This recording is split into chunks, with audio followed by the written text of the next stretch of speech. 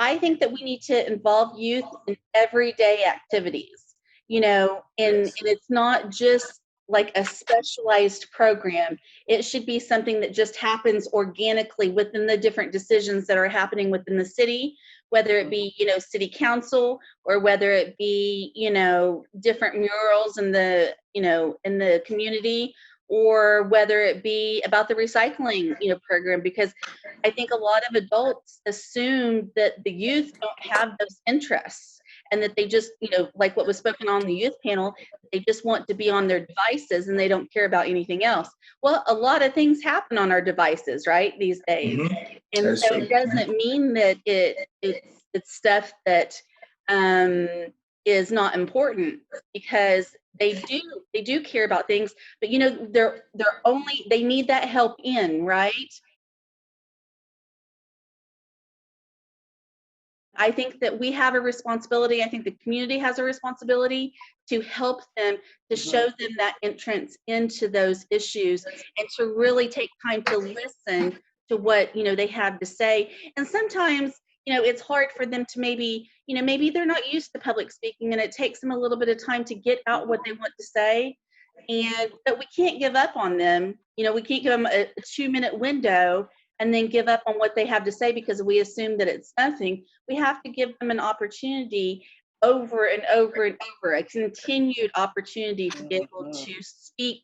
We say that we want their voices included, and we have to walk that walk, and let them have the opportunity. And so that's my opinion, is just those everyday things rather than isolated events. I would say that we must be culturally conscious. That is having a deepened self-awareness and expanding our understanding of youth and their needs. And let me tell you what that does not mean. They do not need to be fixed. So we don't need to try and fix our youth. That is not it. So what I brought with me today are 3 R's that I like to use. And that's build rapport and trust by continuing to have honest two-way conversations. I'll say that again, honest two-way conversations. Transparency is not something that I've always been great at, but you know what? It's very necessary. We must effectively listen to their concerns and then actively help them identify the resources they need. And I heard that from one of the youth, identifying the resources that they need based on where they are in life. We can't push them to where they are not at. So we have to identify those resources that they need based on where they are in life. We must avoid the infamous, guess what, guys? But when I was a child. That is essential. We cannot say, guys, because you know what? I think we immediately shut our youth down. And you're probably going to receive the silent treatment because you simply just made it about you instead of that youth. So instead, we can continue to create opportunities so that we can brainstorm with our youth, just like Townie is saying. Another R is I'm huge on recognition. We can start by genuinely celebrating the large and the small victories, y'all, of all of our youth and not just the chosen few. So they may not be a math scholar, but you know what? They can disassemble and reassemble all the malfunctioning electronics around the house with ease.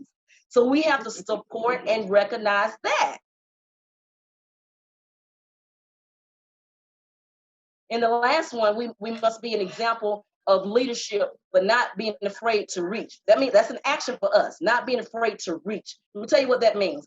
We empower our youth to be sound leaders and invite them to the table. Now, once they get to the table, Tana, what about this? Reach them the microphone and allow them to lead. I would much rather hear their voice than to assume what they are thinking, because we're going to be wrong most of the time. So that's building rapport, recognize their efforts and progress, and then reach to them the microphone so that their voice is heard. And one of the things that I always say is we have to validate. And that's something that I would say that the two of you do a great job at. We have to validate our young people. Good, bad, and different, however you want to see it. But when you're working with young people, and again, when we're talking about getting to those outcomes and having those opportunities, the one thing about young people is, unlike us adults, that, working with them, they can, they don't get too high, they don't get too low on many occasions. They just need someone to champion them, to ally them, to push them. And that's something that is needed. And I always say that our young people are value added.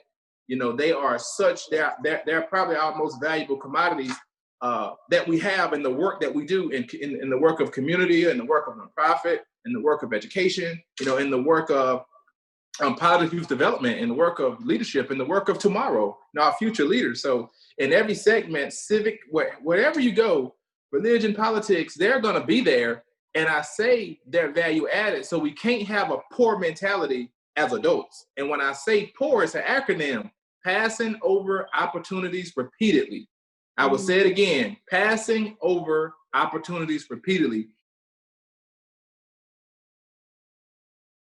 We have to remember that when we're working with young people, just because they're not cut from the same cloth that we may be, they may, they may talk different, they may dress different, they may act different, their mannerisms may be different. We have to always make sure that we can see the youth and the young person in them, the creativity, the ingenuity in them regarding the passion that they have that could push, our organizations forward.